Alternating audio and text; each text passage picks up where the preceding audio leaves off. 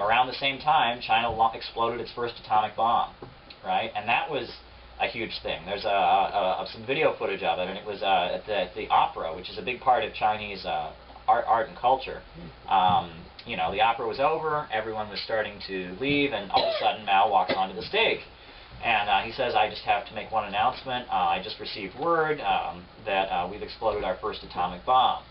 And when he made that announcement, you see the house go down, and you see everyone crying, tears. They're just so overwhelmingly happy because, you know, the U.S. had ruled the world with the atomic bomb by itself. Yeah. And the idea that China, a country that had been dominated by imperialism and beaten down, could have its own atomic weapons was such a step forward. And one of the things that Mao pointed out with his 100 Flowers campaign was that an entire section of the Chinese Communist Party was not loyal to Marxism-Leninism. They had been recruited to the Chinese Communist Party on the basis of nationalism purely, on the basis that the Nationalist Party and all of that were tools of the United States, and that the Chinese Communist Party wanted to drive the United States out. But there was an entire wing of the party that didn't feel that way, and so the idea of the Let 100 Flowers Bloom campaign was to open up to the left and to bring in different left ideas and to bring in criticism. But at the same time, there was criticism from the right that erupted as well, and so Mao was forced by the right wing of the party to halt the 100 Flowers campaign and to close the presses and all of that to oppositional forces, and they had what was called the anti-rightist campaign. And people who were preaching, restoration of capitalism or, the overthrow of socialism or siding with the U.S. were arrested. And the hatchet man who did it, interestingly enough, was Deng Xiaoping.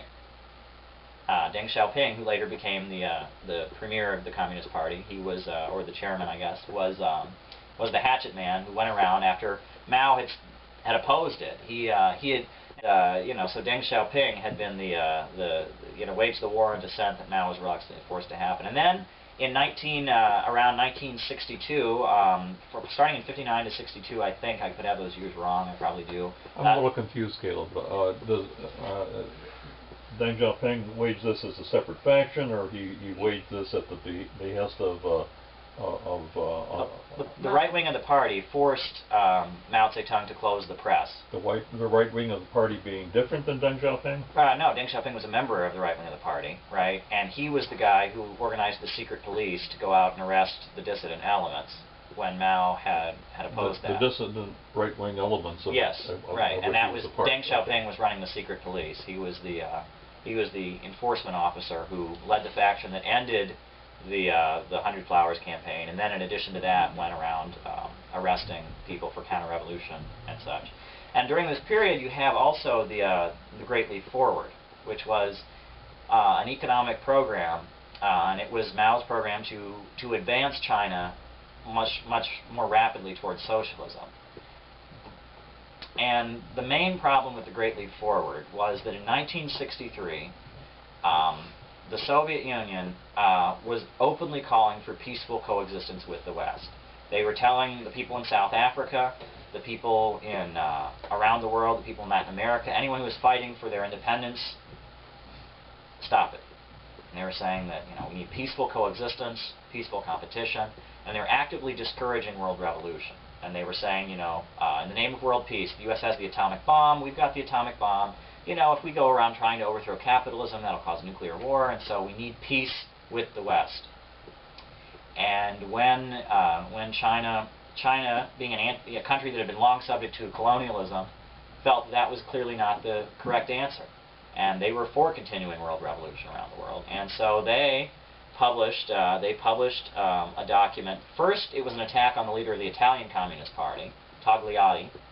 They wrote a document called The Differences Between Comrade Togliatti and Us, and it laid out why this leader of the Italian Communist Party, who called for peaceful coexistence, was denouncing the peoples in Africa and Asia who were fighting for their independence. They wrote a lengthy manifesto, and then finally, they wrote a document entitled Proposal Concerning the General Line of the International Communist Movement.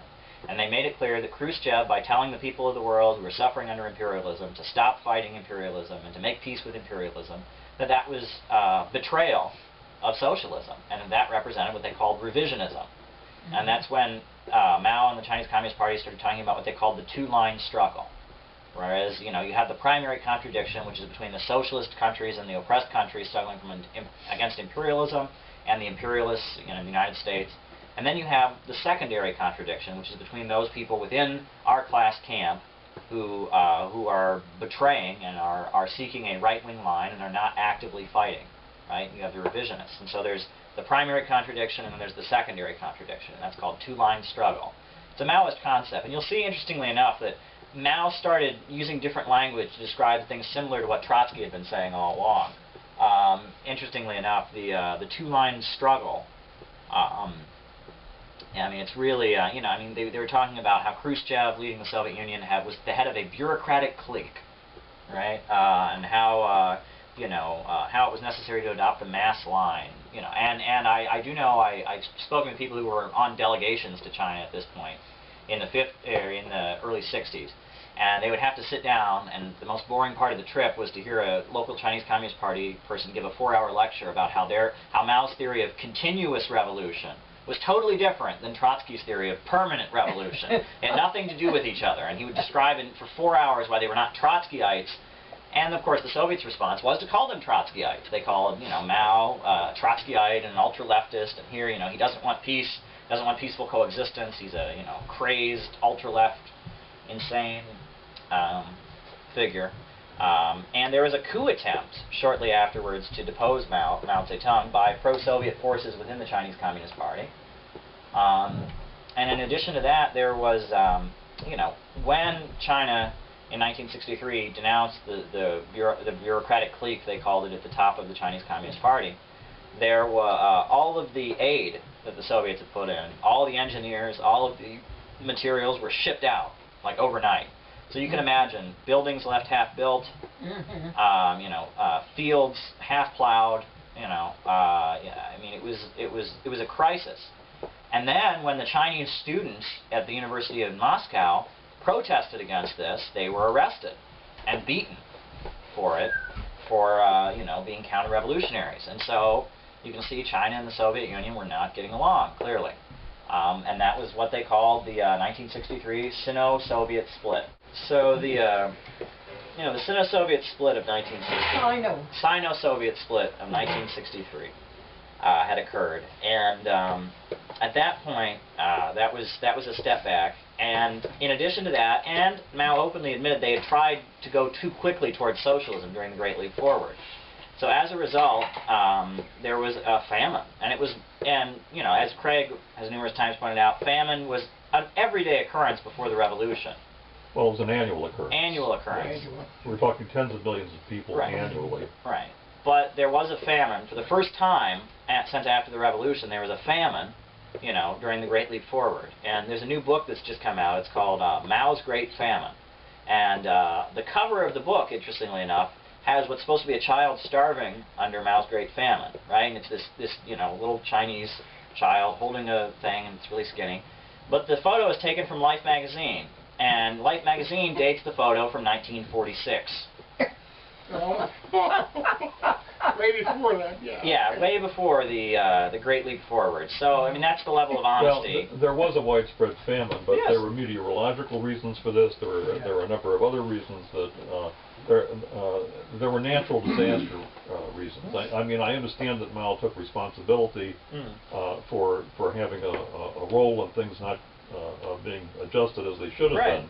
But there were a host of other reasons for it that all came together at the same time. Right, and the Soviet... And another thing that's often forgotten in inflating the numbers that came out of that famine is that the life expectancy throughout this worst period, throughout this famine, life expectancy continued to rise. Right. I'm sorry. No, you're right. You're correct, and I thank you for raising that, because you're right.